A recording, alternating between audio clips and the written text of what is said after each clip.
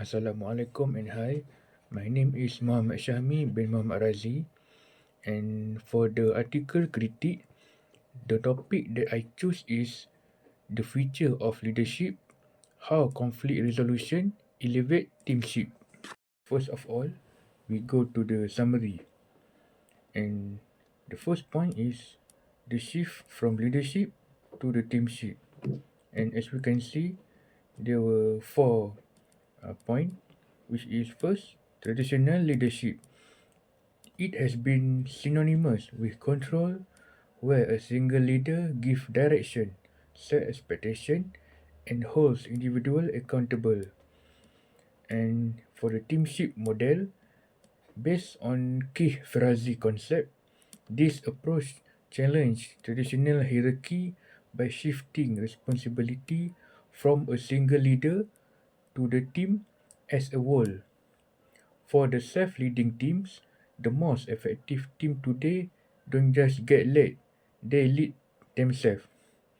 And for the shared responsibility, high-performing teams share leadership duties and create a culture of peer-to-peer accountability. And for the second one, which is the conflict resolution, the core competency. The first point is the necessity.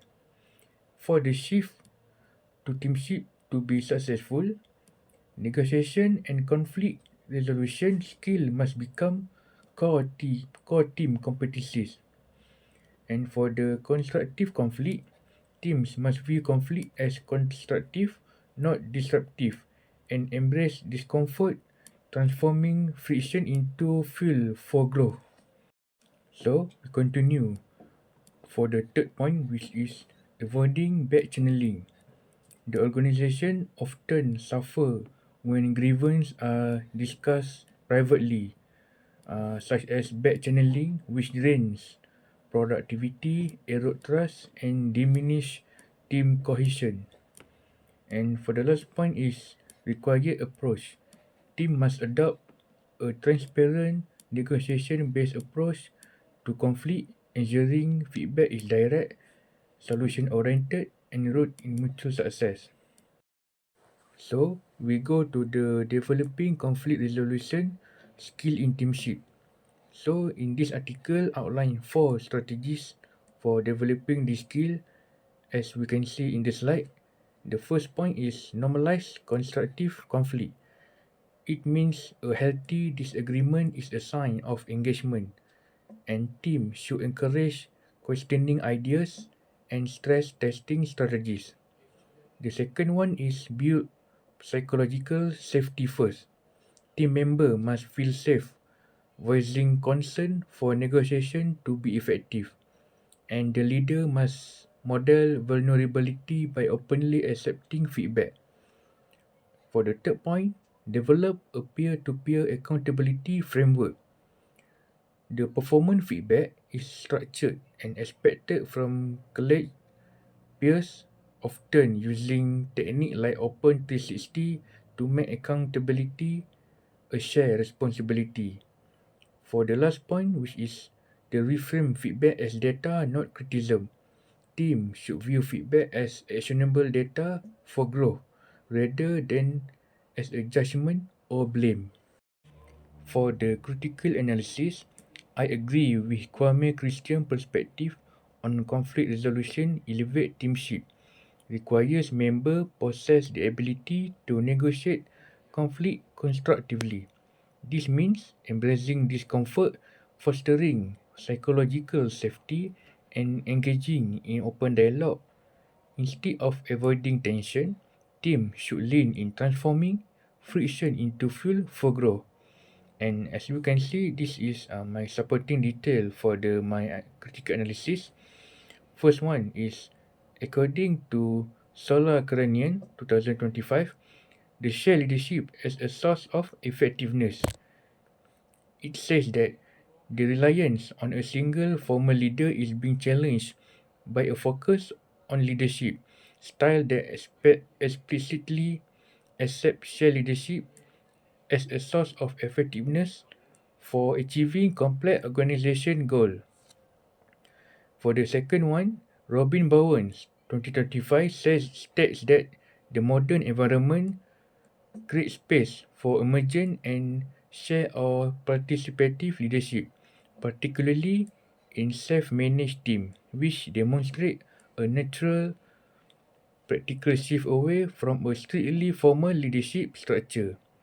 Also, the Robin Bowen's 2025 says that they highlight that in the contemporary environment, especially with the use of digital technologies, the organization structure naturally evolved toward less hierarchical form of leadership and more collaborative process, which align with the decentralized nature of teamship. The real life example, I choose the company Spotify. The Spotify use small, autonomous, and cross-functional teams. This structure validates that the shared leadership is necessary for organization to achieve complex organizational goals and navigate high growth. The use of digital technologies mandates less hierarchical organization structure and greater reliance on teamship.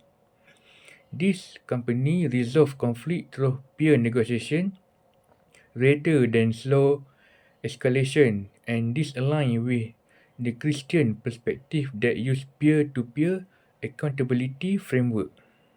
For the recommendation to strengthening teamship through conflict resolution and negotiation. For the first point is to develop a peer-to-peer accountability framework.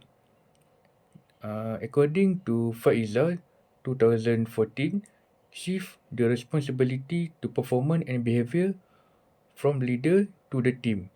The goal is to make accountability a shared, continuous peer responsibility. Instead of a leader holding individual accountable to them, team members also hold each other accountable to the team shared goal and standard. The second one is to normalize constructive conflict.